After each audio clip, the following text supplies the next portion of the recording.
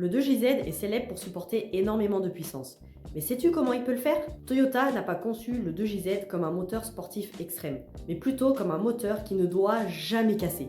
Imagine un pont construit pour supporter uniquement des camions. Si tu fais passer des voitures dessus, il va même pas sentir son poids.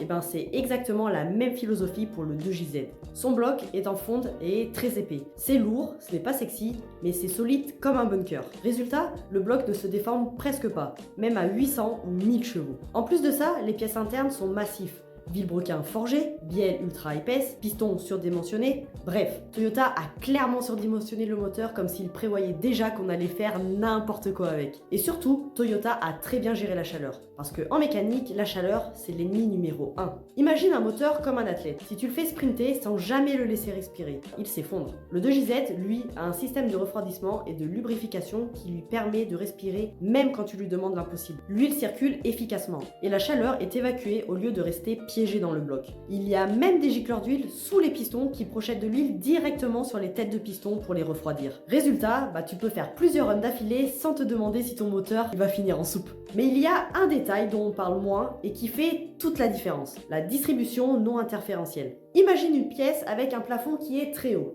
Même si tu sautes comme un fou, tu ne touches jamais le plafond. Et bien là, c'est la même chose.